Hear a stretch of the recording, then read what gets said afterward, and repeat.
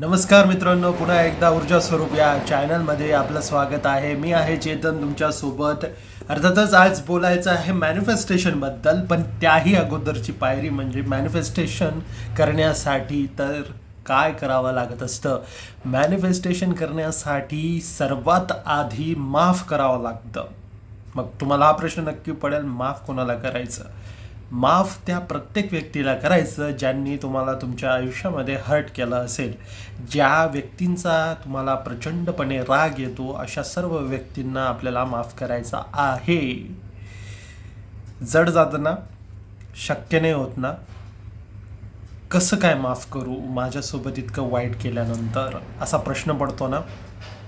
आणि मीच का माफी मागायची, मीच का झुकायचं कोणापुढे, हा प्रश्न भरपूर वेळेला मनामध्ये गोंगावत असतो. हा गोंगाटा आपल्या मनामध्ये आपल्याला शांत स्वस्थ बसू देत नसतो. परंतु तुमचं मॅनिफेस्टेशनवर जर तुमचं प्रेम असेल ना मित्रांनो, तर तुम्हाला हे करणं गरजेचं आहे आणि भागच आहे हे करणं. आणि हे जेव्हा कराल तेव्हा तुमचं मॅनिफेस्टेशन इझिली तुमच्याजवळ येत असतं. तर माफ करायचे या लिस्टमध्ये जर तुम्ही सुद्धा स्वतः असाल तर स्वतःला सुद्धा माफ करायचं आहे. मी बरेच असे लोक बघतो जे इतरांना माफ करून देतील, पण स्वतःला माफ करताना मात्र त्यांना 10 वेळेला विचार करावा लागत असतो. तर माफ का करणं गरजेचं आहे? आजकाल फार चिडचिड होते. सिग्नल जरा जास्त वेळ रेड असलं, कोणी कट मारून गेलं बाईकला, कोणी आपल्या मनासारखं नाही वागलं तर चिडचिड होते, फ्रस्ट्रेशन होतं. प्रत्येक वेळेला आपल्या मनासारखं घडायला पाहिजे, त्यामुळे आपण बऱ्याच गोष्टी कंट्रोल करण्याचा प्रयत्न करत असतो. व्यक्तींना, परिस्थितींना कंट्रोल करण्याचा प्रयत्न करत असतो. आणि जेव्हा त्या परिस्थिती आपल्या कंट्रोलमध्ये येत नाही त्यावेळेला मात्र फार चिडचिड होते. आणि ही चिडचिड झाल्यानंतर आपण कुठल्या फ्रिक्वेन्सीवर व्हायब्रेट करत असतो? अँगरच्या, फ्रस्ट्रेशनच्या, डिप्रेशनच्या, निराशा, उदासीनता, दुःख, या सगळ्या फ्रिक्वेन्सीला आपण असतो. तर मग ही फ्रिक्वेन्सी जी मॅच होते तीच लोक मग आपण अट्रॅक्ट करत असतो, तीच प्रसंग आपण आपल्या आयुष्यामध्ये अट्रॅक्ट करत असतो. आणि म्हणूनच माफ करणं फार महत्त्वाचं आहे मित्रांनो. तुम्हाला त्या सर्व व्यक्तींना माफ करावं लागेल ज्यांच्यासोबत तुमचं बिनसलेलं आहे. एक प्रकारे माफ याच्यासाठी नाही करायचंय की ते योग्य वागलेले, माफ याच्यासाठी करायचंय कारण तुम्हाला त्या एनर्जीमध्ये आता राहायचं नाहीये. माफ करून देणं म्हणजे त्याच्याशी कॉन्टॅक्ट ठेवणंच असं नसतं. माफ करणं म्हणजे तो योग्य वागला आहे व्यक्ती असं नसतं. त्यामुळे माफ करणं फार महत्त्वाचं आहे मित्रांनो. त्यामुळे जर माफ कराल तर ती एनर्जी क्लीन होईल हळूहळू तुमच्यामधून. आणि ही जेव्हा एनर्जी क्लीन होते ना मित्रांनो, तर तेव्हा चांगली एनर्जी आपण अट्रॅक्ट करत असतो, पीसची एनर्जी आपण अट्रॅक्ट करत असतो. आणि ही पीसची एनर्जीच तुम्हाला खरं तर मॅनिफेस्टेशन आणून देत असतं. माफ करा. मी एक छोटासा उपाय सांगतो माफ करण्यासाठी.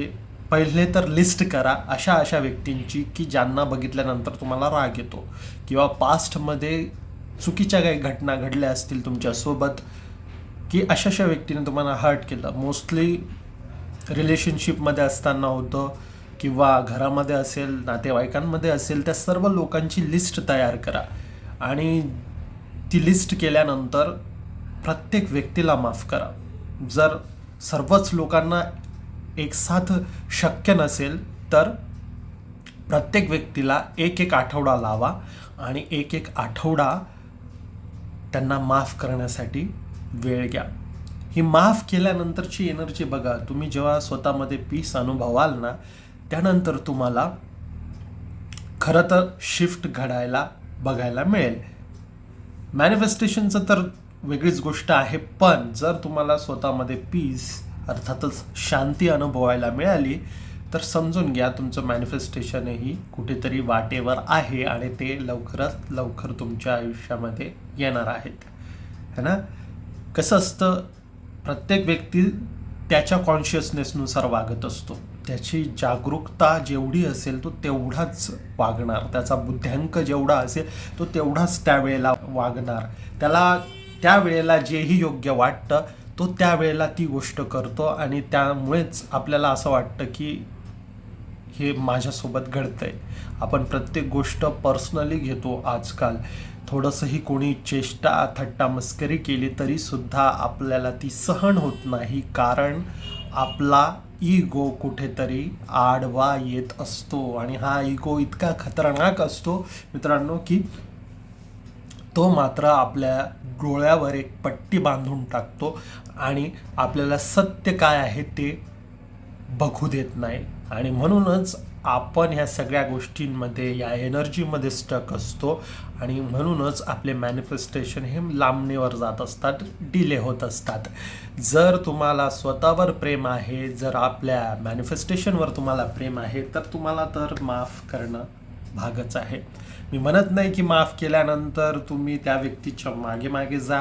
माफ केल्यानंतर त्या व्यक्तीशी पुन्हा कॉन्टॅक्ट ठेवा, पुन्हा एकदा रिलेशन बिल्डअप करण्याचा प्रयत्न करा त्या लोकांशी, त्या व्यक्तींशी.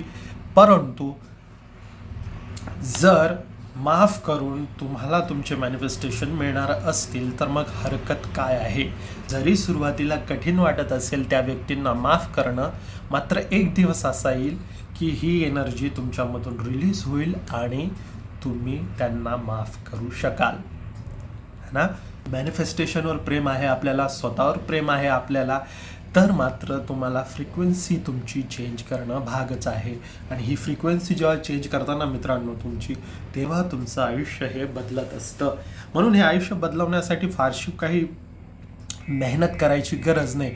पण जर तुम्हाला मेहनत हवी नसेल, बाहेरच्या गोष्टींचे एफर्ट्स हवे नसतील, तर तुम्हाला तुमची एनर्जी क्लीन करणं फार गरजेचं आहे. मी होपोनोपोनोबद्दलचा माझा पहिला व्हिडिओ बनवलेला आहे, हवा तर तो तुम्ही चेक करून घ्या. होपोनोपोनोने पण माणूस हील होतो, स्वतःला माफ करतो, त्या डिवाइन पॉवरशी माफी मागतो, त्या डिवाइन पॉवरची माफी मागतो आणि त्यानंतर आपली ही एनर्जी रिलीज होऊन आपण पूर्णतः क्लीन होत असतो. आणि ही क्लीननेसच तुम्हाला खरं तर तुमच्या आयुष्यात इजनेस आणणार आहे. त्यामुळे जर आयुष्य सुलभ सुखकर करायचं असेल ना मित्रांनो, तर तुम्हाला माफ केल्याशिवाय गत्यंतर नाही आहे, स्वतःची क्लिनिंग करण्याशिवाय गत्यंतर नाही. या युनिवर्समध्ये सगळं काही एनर्जी आहे. सो आपण जी एनर्जी बाहेर या युनिवर्समध्ये टाकत असतो तीच एनर्जी बूमरँगसारखी आपल्याला रिटर्न मिळत असते. त्यामुळेच जर शांतता, सुकून, चांगले नातेसंबंध, पैसा, सुख हवं असेल आयुष्यामध्ये, तर माफ करायला शिका. बघा तुमचं आयुष्य कसं बदलतं मित्रांनो. मी आहे चेतन, मला सपोर्ट करायचं मात्र विसरू नका. लाईक, शेअर, सबस्क्राईब करा या चॅनलला. मी चेतन ऊर्जा स्वरूप या चॅनलमध्ये तुमच्यासोबत नेहमी असणार. तोपर्यंत स्वतःवर भरपूर प्रेम करा आणि बघत राहा ऊर्जा स्वरूप. थँक्यू.